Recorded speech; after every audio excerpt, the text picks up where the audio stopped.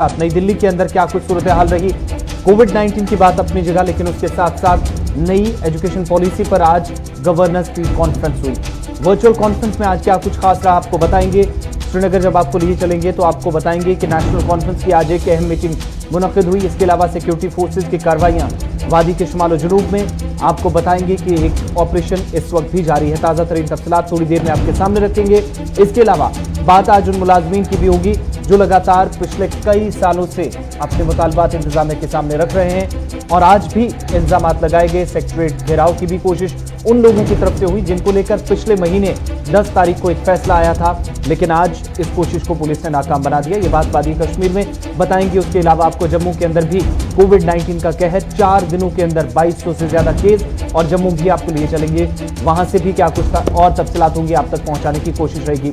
इसके अलावा प्रोग्राम में थोड़ी देर बाद हमारे साथ एक खास मेहमान ज्वाइन करने वाले हैं, जो आज के प्रोग्राम में वादी कश्मीर की जब बात हो रही है तो आज जम्मू कश्मीर का नाम इसलिए भी मुल्क की दीगर रियासतों के साथ साथ आज बैरून मुल्क भी लिया जा रहा है, क्योंकि वादी कश्मीर के एक नौजवान जो श्रीनगर से ताल्लुक रखते हैं, वेब डेवलपर हैं, IT के स्टूडेंट हैं और एक बेहतरीन काम किया है। जम्मू कश्मीर के अंदर लॉकडाउन हो या 370 की मनसूखी के बाद के हालात रहे हों, और उसके बाद जिस तरीके से तालीमी निज़ाम बुरी तरह दरहम बरहम होकर रह गया, और किसी हद तक सही, थोड़ा ही सही, लेकिन तलबा के लिए काफ़ी कुछ वो था, उन्होंने राहत दी और किस तरीके से राहत स्टूडेंट्स को पहुंचाई उन्होंने, वो आगे चलकर बताएंगे। इसके अलावा बात आज करेंगे उन इलाकों की जहां पर पानी की शदीद किल्लत पाई जा रही है। एक तरफ मुलाजमीन हड़ताल पर जो पानी सप्लाई बहाल करते थे, दूसरी तरफ पानी सप्लाई मुतासिर हुई, और साथ ही जहां पर कोविड-19 की बात होगी तो आपको जरूर प्रोग्राम में आगे चलकर बताएंगे कि इस कोविड-19 के साथ साथ अवाम के लिए एक और बड़ी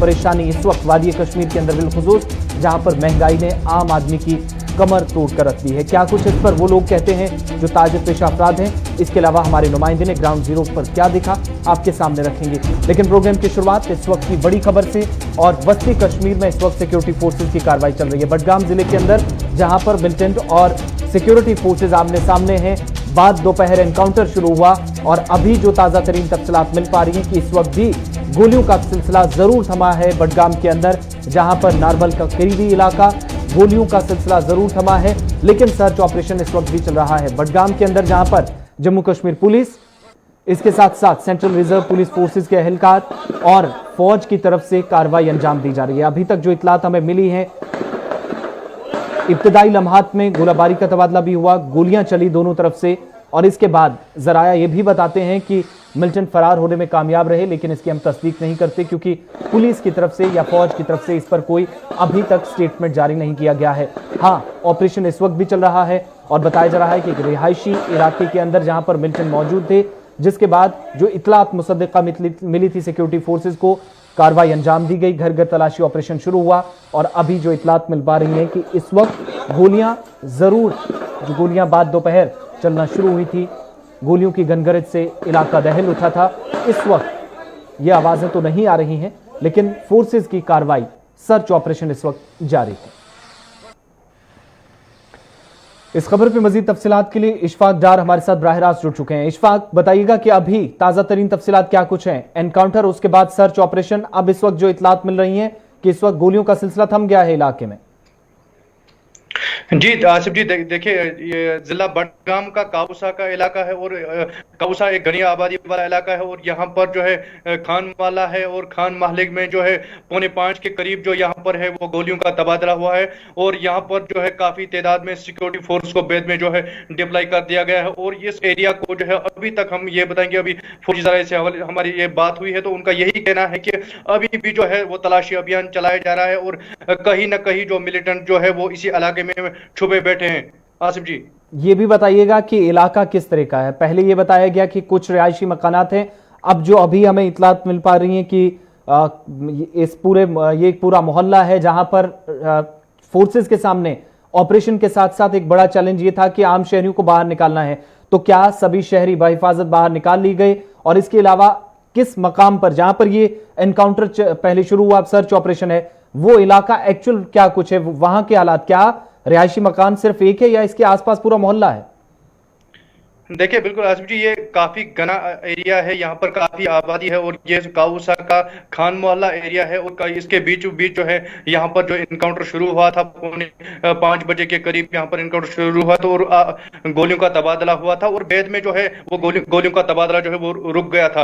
और अभी भी जो है जो यहाँ पर जो है तलाशी अभियान जारी है, सिक्योरिटी फोर्स की तरफ से घर घर तलाशी की जा रही है और यहाँ पर जो है स्ट्रीट लाइट्स भी नस्ब की गई है और उम्मीद ये की जाती है कि यहाँ पर जो दाएं बाएं के जितने भी लोग घरों में थे उनको बाहिफाजत घरों से बाहर निकाला गया और उन्हें से जो है वहां पर मुंतकिल किया गया है। आसिफ जी, और इस इलाके के अंदर जिस तरह का आप बता रहे हैं कि इलाका है, क्या यहां पर मजीद वक्त लग सकता है? ऑपरेशन कॉल्ड ऑफ किया जा सकता है बहुत जल्द, या इस तरह की इतलात मौसूल हुई हैं? क्या कोई तस्दीक इसकी हो पाई है कि मिलिटेंट इलाके से फरार हुए हैं? नहीं नहीं, ऐसी कोई तस्दीक नहीं है क्योंकि सिक्योरिटी के हवाले से हम ये बताएंगे कि काफी ये यहाँ इस एरिया में जो है मिलिटेंट जो है वो छुपे हुए हैं और जो सिक्योरिटी फोर्स है वहां पर तलाशी अभियान अभी भी जारी है और कहीं ना कहीं सिक्योरिटी फोर्स को भी यहाँ पर जो है काफी चैलेंजों का सामना करना पड़ता है क्योंकि यहाँ पर जो एरिया है ये बिल्कुल घनी आबादी वाला एरिया है और काउस सब बडगाम का एरिया है क्योंकि गुलमर्ग हाईवे से बिल्कुल 1.25 किलोमीटर जो है वो अंदर काउसा का एरिया है और यहाँ पर काफी रात देर तक भी ये ऑपरेशन, हम यूं कहेंगे कि रात पर भर यहाँ पर जो ऑपरेशन जो है ये चला जारी रहेगा। क्या इससे पहले भी यहाँ मिलिटेंटों की मौजूदगी की इतलात थी या आज ही ये मुसद्दका इतलात मिली, या फिर मामूल के मुताबिक यहाँ पर सर्च जो शुरू की गई थी उसके बाद कार्रवाई हुई है? देखिए आसिफ जी, इनको मामूल के मुताबिक यहाँ पर सर्च किया जाता था, रोजमर्रा के यहाँ पर आरोपी जो है वो यहाँ पर होती थी और आज अचानक इनको यहाँ पर जो है खान एरिया जो है इंफॉर्मेशन मिली कि यहाँ पर मिलिटेंटों की मौजूदगी की इंफॉर्मेशन मिली और बाद में इस इलाके को जो है पूरे इलाके को जो है खान वाला एरिया है इसको जो है मुआसरे में लिया गया और वहां पर जो है गोलियों का तबादला भी हुआ है। चलिए, राब्ता मुनक़ता हुआ है, लेकिन बड़ी खबर यह है कि operation Jammu Kashmir police, special operation group SOG और इसके अलावा फौज और सीआरपीएफ इस वक्त कार्रवाई कर रही है। इशफाक, ये बताइएगा कि इस वक्त बताया यह जा रहा है कि इन इलाकों के अंदर जो सिविलियन जिनको बाहर निकाला गया था वो दूसरे मकाम पर मुंतकिल किया गया है, कहां पर वो रखे गए हैं सिक्योरिटी फोर्सेज की तरफ से? क्या सभी शहरी बाहिफाजत बाहर आ गए या अब भी कोई उस रिहायशी मकान के अंदर है जहां पर मिलिटेंटों के मौजूद होने की इतलात मिली थी फोर्सेज को? जी आसिफ जी, जिस खान मौला की हमने बात की, इस खान मौला के नजदीकी जो कुछ घर हैं उनको जो आस पड़ोस के घर हैं उनमें मुंतकिल किया गया है क्योंकि शक व शुबात के बिना पर हम यूं कहेंगे कि कहीं ना कहीं इस एरिया में जो है वो मिलिटेंटों ने पना रखा है और ये जो तलाशी अभियान है ये रात भर जारी रहेगा क्योंकि सिटी लाइट्स वगैरह जो है वो यहाँ पर सिक्योरिटी फोर्स नस्ब की गई है और ये हम यूं कहेंगे कि जिला बडगाम के काउसा में जो ये एनकाउंटर है कहीं ना कहीं सिक्योरिटी फोर्स को काफी चैलेंज का सामना करना पड़ेगा यहाँ पर। चलिए, बहुत बहुत शुक्रिया तफसीलात फराहम करने के लिए। बड़ी खबर जनूबी कश्मीर, माफ कीजिएगा, इस वक्त वस्ती कश्मीर के बडगाम जिले के अंदर, जहां पर इस वक्त नारबल का करीबी इलाका, हालांकि बारामूला और बडगाम के बीच वाला दोनों अजला के करीब ये इलाका बताया जाता है, जहां पर फोर्सेज को इतला मिली थी। बाद दोपहर ऑपरेशन शुरू किया गया था और इस वक्त सिक्योरिटी फोर्सेज की तरफ से सर्च ऑपरेशन अब भी चलाया जा रहा है।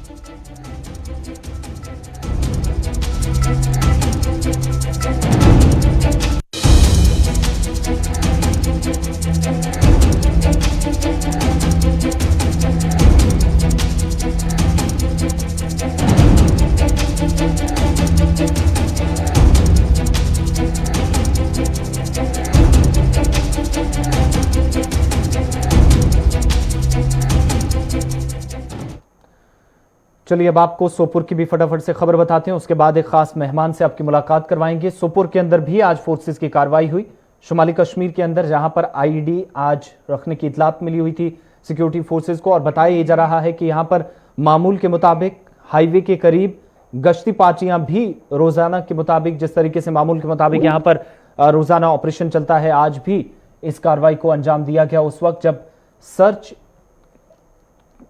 के दौरान यह पाया गया कि इस इलाके के अंदर जो कुपवाड़ा जिले के आरमपुरा इलाके में आज सुबह खबर यह आई कि सिक्योरिटी फोर्सेज ने सड़क के किनारे धमाका खेज मवाद बरामद किया और यह वाकया आरमपुरा इलाके में पेश आया, जहां पर बारूदी धमाका करने वाला मवाद रखा गया था, जिसका पता फौज और पुलिस की एक गश्ती पार्टी ने लगाया और फोर्सेज ने फौरी तौर पर बम नाकारा करने वाला जो बम डिस्पोजल स्क्वाड BDS से यहां पर बुलाया और इसके बाद दूसरे मकाम पर ले जाकर आईईडी जैसे इस चीज़ को जो बारूदी मवाद बताया जा रहा है जिसे नाकारा बनाया गया और कौमी शाहरा के करीब कोई हादसा पेश ना आए इसलिए इसे दूसरे मकाम पर ले जाया गया।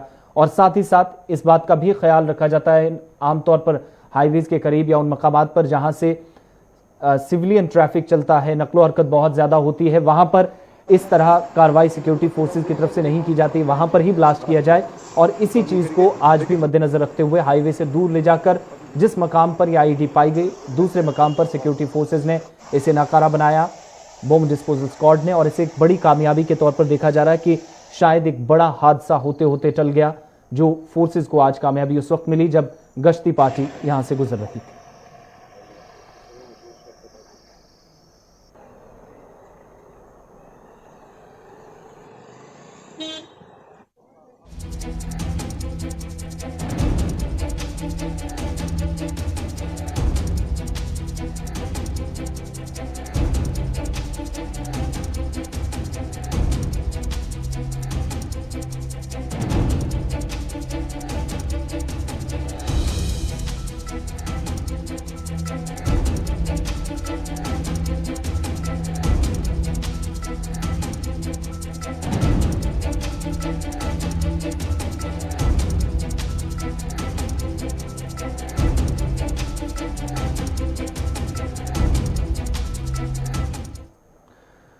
चलिए अब बात कुछ कश्मीरी नौजवानों की करते हैं जिनके इनोवेशंस इस वक्त हिंदुस्तान की तमाम रियासतों और यूनियन टेरिटरीज के अंदर इस वक्त इंटरनेट पर आप देख लीजिए।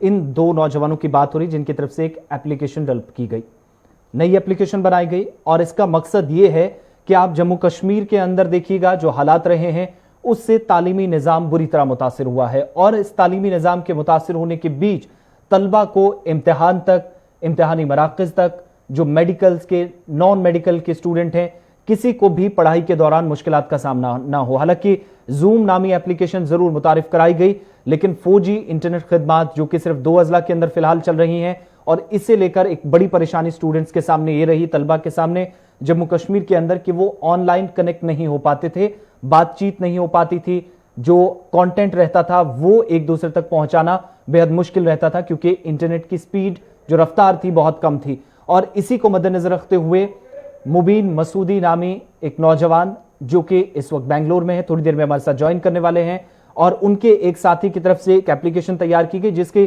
कुछ चीजें या कुछ हिस्से हम आपको दिखा रहे हैं किस तरीके से उन्होंने इस एप्लीकेशन को डेवलप किया। ये आइडिया उनका, और जो उनका आइडिया था आज वादी कश्मीर के अंदर हजारों या लाखों स्टूडेंट्स के लिए एक बेहतर साबित हो सकती है, बेहतर एप्लीकेशन जिससे नौजवानों को अपना मुस्तकबिल संवारने का, रोशन करने का भी मौका मिलेगा। और इस एप्लीकेशन की खास बात जो हमें अभी तक जो इतलात मिली है या जो हमने रिसर्च किया इस एप्लीकेशन के बारे में, 4G के बजाय ये 2G नेटवर्क पर भी काम करती है, जो एक प्लस पॉइंट है इस एप्लीकेशन का। बाकी एप्लीकेशन को आप देखेंगे या वेब डेवलपर्स को देखेंगे, उनकी तरफ से जो कुछ अभी तक किया गया है उसमें एक परेशानी ये रहती थी, हाई स्पीड इंटरनेट सर्विसेज नहीं थी, तो 2G पे भी काम शायद चलाना मुश्किल था। लेकिन ये एप्लीकेशन उस बाकी एप्लीकेशंस के मुकाबले काफ़ी मुफीद साबित होने वाली है।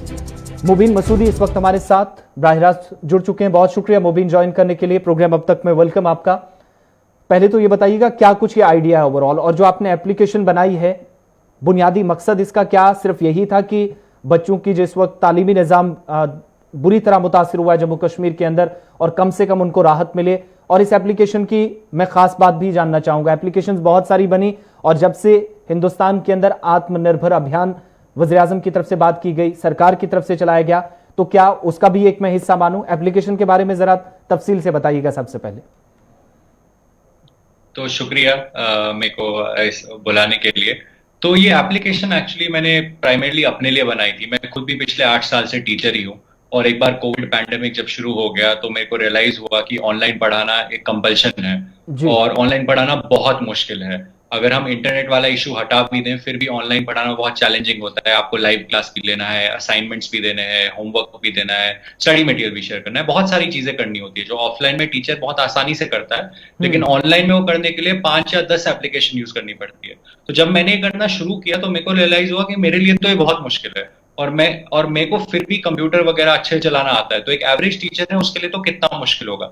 फिर मेरे को रियलाइज हुआ कि ये बहुत इंपॉर्टेंट नीड है बच्चों के लिए एज वेल एज टीचर के लिए, कि एक ऐसा एप्लीकेशन जहां कोई भी टीचर जो पिछले 5 साल से पढ़ा रहा है, 10 साल से पढ़ा रहा है, या अभी अभी पढ़ाना शुरू किया है स्कूल में, कॉलेज में, वो आराम से अपने बच्चों को ऑनलाइन पढ़ा सके। एंड बिकॉज मेरे स्टूडेंट्स ज्यादातर जम्मू एंड कश्मीर में थे, तो मेरे को इस चीज का भी ख्याल रखना था कि ये कम से कम डेटा रिक्वायरमेंट पे चल जाए। बिल्कुल। आपके एक साथी भी हैं जिनका मैं देख पा रहा हूं, या अभी तक मैंने पढ़ा है कि उनका भी काफी इंपॉर्टेंट रोल रहा है इसमें। वो क्या कुछ हेल्प कर रहे थे, और जो आपका मकसद था, क्या अब लग रहा है कि वो कामयाब हो गया है? हाँ, इसमें मेरे साथ बिलाल आबिदी है। वो मेरे बैचमेट है आईआईटी बॉम्बे से। वो जी। ओरिजिनली उत्तर प्रदेश के है, तो बैंगलोर में रहते हैं। तो फिर मैं जैसे ही मेरे को ये प्रॉब्लम रियलाइज हुई, बिकॉज उन्होंने टेक्नोलॉजी सेक्टर में काम कर रखा है, उन्होंने ऐसे ही स्टार्टअप्स में काम किया हुआ है, तो मैंने उनसे बात करी, उसने और मैंने मिलके फिर हमने एप्लीकेशन बनाई। तो अराउंड 15 जुलाई को हमने इस पे काम शुरू किया, और लास्ट वीक ऑफ जुलाई में एप्लीकेशन लाइव थी। अभी तक फीडबैक काफी अच्छा आया है। अराउंड 3000 टीचर जो है पूरे इंडिया में, और उनमें से काफी सारे जम्मू एंड कश्मीर में इस एप्लीकेशन को यूज कर रहे हैं अपने बच्चों को पढ़ाने के लिए। और इस सबसे अच्छी बात, खासियत इसकी ये है कि सब चीजें तो एक जगह हो ही जाती है, लेकिन बहुत आसानी से होती है। ऐसा नहीं है कि एक टीचर को कंप्यूटर एक्सपर्ट होना चाहिए। अगर किसी को व्हाट्सएप चलाना आता है, यूट्यूब चलाना आता है, वो ये चला लेगा। और वही रीजन है कि इंडिया का आत्मनिर्भर स्टोरी भी इसको माना जाता है। एक चीज हमने ये भी देखी कि वैली के अंदर जहां पर आप ये समझ रहे हैं कि इस एप्लीकेशन की ज्यादा जरूरत है, बहुत सारे एरियाज जहां पर अभी नेटवर्किंग फैसिलिटीज पहुंची नहीं है, या नेटवर्क नहीं है, मोबाइल नेटवर्क्स नहीं है। तो कम से कम ये कह सकते हैं कि आने वाले कुछ वक्त के अंदर एक बहुत बड़ा इनकलाब लाएगी, बहुत तब्दीली लाने वाली है ये एप्लीकेशन उन इलाकों के अंदर जब नेटवर्किंग फैसिलिटीज कम से कम प्रोवाइड होंगी वहां पर लोगों को। हाँ जी, और हम उसमें से कुछ चीजें तो अभी देख रहे हैं। जैसे मैं आपको एक एग्जांपल दूं, एक लड़की है, हमारी कश्मीरी लड़की है, वो यूनिवर्सिटी ऑफ शिकागो में पीएचडी कर रही है मैथमेटिक्स में। लेकिन इस एप्लीकेशन की वजह से उन्होंने वहां अमेरिका में बैठ के अपना क्लासरूम शुरू कर दिया, और वो कश्मीर के, जम्मू के रूरल एरियाज में बच्चों को, क्लास 11-12 के बच्चों को फ्री में मैथमेटिक्स पढ़ा रही है। तो ऐसी चीजें हो पाए, काफी आसानी से हो पाए, इसीलिए ये एप्लीकेशन बनाई थी। तो अभी तो ऐसी बहुत सारी चीजें करनी है, लेकिन जो पिछले 1 महीने में जो हमने देखा है, तो उससे काफी खुशी होती है कि हमारा जो विजन है, जहां कोई भी टीचर हो और कोई भी बच्चा हो, वो बहुत आसानी से एक दूसरे के साथ एंगेज कर ओवरऑल सके। कितने स्टूडेंट्स हैं जिनने अभी तक इस एप्लीकेशन का फायदा उठाया, और रेस्पॉन्स कैसा अभी तक आपको मिल रहा है? अभी तक ओवरऑल अप्रोक्सीमेटली 3000 टीचर है जिन्होंने इस एप्लीकेशन को यूज किया है, ट्राई किया है। ऑन एन एवरेज हर दिन इस एप्लीकेशन पे 4 से 5000 बच्चे जो है वो क्लास अटेंड करते हैं। तो क्यूमुलेटिवली अराउंड 15000 बच्चे जो है वो अपने टीचर्स के थ्रू इस एप्लीकेशन पे क्लासेस अटेंड कर रहे हैं। इस एप्लीकेशन पर जो आप स्टडी मटेरियल है सिर्फ वही प्रोवाइड करते हैं, या फिर वही एक चीज है जो एक दूसरे तक पहुंचाई जा सकती है थ्रू एप्लीकेशन, या फिर कोई और नई चीज भी इसमें ऐड है? तो एक क्लैरिफिकेशन देना चाहता हूं, हम इस एप्लीकेशन के थ्रू टीचिंग में इंटरफेयर नहीं करते, क्योंकि मेरा ये मानना है, क्योंकि मैं खुद भी टीचर हूं, मेरा ये मानना है कि टीचर को पता है उसको अपने बच्चे को कैसे पढ़ाना है।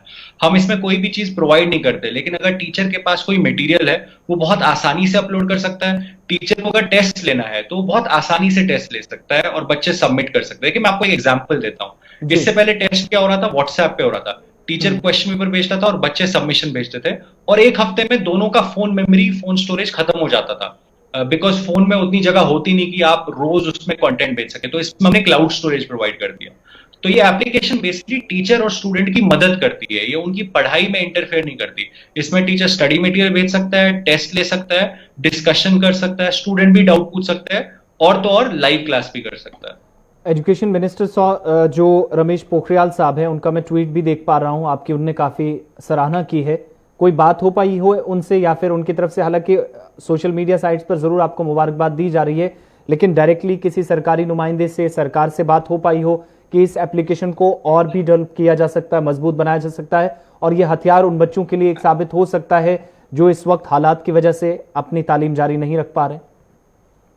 हाँ जी, जैसे ही एजुकेशन मिनिस्टर और एमएचआरडी ने इसके बारे में लिखा, तो एमएचआरडी के बहुत सीनियर ऑफिशियल जो है वो उन्होंने मेरे को कॉल किया अगले दिन ही, और उनसे मैंने डिस्कस किया। उन्होंने भी मेरे को ये बताया कि इंडिया में बहुत सारे रीजन्स ऐसे हैं, काफी सारी जगहें ऐसी है जहां इंटरनेट कनेक्टिविटी अभी भी अच्छी नहीं है, तो ये वहां भी यूज हो सकता है। तो उसमें भी हमने काफी कुछ काम किया। उसमें भी जहां भी हम बच्चों की या टीचरों की हेल्प कर सकते हैं इस एप्लीकेशन के लिए, हम करने को तैयार है। बिकॉज टेक्नोलॉजी का सबसे बड़ा एडवांटेज यही होता है, इसमें कोई बाउंड्री या रीजन नहीं होती। मैंने बनाया सिर्फ अपने लिए था, फिर मैंने सोचा कि इसमें जम्मू एंड कश्मीर के टीचरों की हेल्प होगी, लेकिन अभी तो पूरे इंडिया के टीचर यूज कर रहे हैं, और कुछ देर में तो आई एम श्योर कि बाकी कंट्रीज भी है, वहां के भी टीचर इसको इस्तेमाल करेंगे। तो इसमें कोई नई चीज अब आने वाले दिनों में आप प्रोवाइड करने जा रहे हैं स्टूडेंट्स को, टीचर्स को, पेरेंट्स को? हाँ, इसमें हम काफी सारी चीजें अभी प्रोवाइड करने वाले हैं। अभी तो इसका फर्स्ट वर्जन है, अभी 1 ही महीना है, अभी हमको फीडबैक मिल रहा है। इसमें हम टेस्टिंग प्लेटफॉर्म इंट्रोड्यूस करवाने वाले हैं, जिसमें टीचर बहुत आसान, बिकॉज ऑनलाइन में टेस्टिंग कराना बहुत मुश्किल है, चीटिंग भी होती है, सही से टेस्ट क्रिएट नहीं हो पाता। तो एक बहुत अच्छा टेस्टिंग प्लेटफॉर्म हम इसमें क्रिएट करने वाले हैं टीचर्स के लिए। और फिर हम प्रोडक्टिविटी टूल्स भी टीचर के लिए क्रिएट करने वाले हैं, जिससे एक अच्छे से उनका टाइमलाइन मैनेज हो सके। अभी क्या है कि बहुत कंफ्यूजन है टीचर को, लाइक पूरा दिन उनको फोन पे रहना पड़ता है। तो और भी बहुत सारे फीचर्स है, मुबीन उसको मसूदी, हम लॉन्च लास्ट करेंगे में कोई with time. Message Jammu Kashmir, Ladakh और दीगर उन लोगों के लिए जो आपको इस वक्त बराह रास्त देख रहे हैं और आपने काफी हद तक राहत पहुंचाई है पेरेंट्स को, वो अपने बच्चों को कम से कम इसके थ्रू पढ़ा सकते हैं, या उन टीचर्स को जो इसका इस्तेमाल अभी कर रहे हैं, तो क्या कहना चाहेंगे उन लोगों को गुलिस्तान पर इस वक्त आपको देख रहे हैं? मेरा मैसेज सब टीचर्स को ये है, जितने भी टीचर अभी ऑनलाइन पढ़ा रहे हैं, चाहे वो ट्यूशन में पढ़ाते हो, स्कूल में पढ़ाते हो या कॉलेज में पढ़ाते हो, वो इसको ट्राई करें, इसको यूज करना शुरू करें। ट्रस्ट मी, आपका जितना भी क्लरिकल काम होता है, जैसे अटेंडेंस इसमें ऑटोमेटिकली हो जाता है, क्लास के बाद आपको अटेंडेंस मिल जाता है, स्टडी मटेरियल शेयर करना, आपका जितने भी टेंशन है कम हो जाएंगे और आप सिर्फ पढ़ाई पे फोकस करेंगे। और बच्चों से भी यही मैसेज है कि आपको, अगर आप ये देख रहे हैं तो अपने टीचर्स को रिक्वेस्ट करें कि इस एप्लीकेशन के थ्रू आपको पढ़ाना शुरू करें। मुबीन मसूदी, धन्यवाद, बहुत बहुत शुक्रिया हमारे साथ ज्वाइन करने के लिए प्रोग्राम अब तक में, गुलिस्तान न्यूज पर अपना वक्त देने के लिए। और ये वही नौजवान हैं, वादी कश्मीर से इनका ताल्लुक है, अभी ये बेंगलोर में है और एक एप्लीकेशन नई तैयार की, और इस एप्लीकेशन का ये मकसद है कि बच्चे ऑनलाइन अपनी तालीम को जारी रख सकें। लेकिन एप्लीकेशन की खास बात यह है, आप तो ये सोच रहे हैं कि एप्लीकेशन जैसे पहले भी बनी, जरूर बनी, कई डेवलपर्स आए, कई नौजवानों ने अपनी सलाहियतों का मुजाहिरा जरूर किया।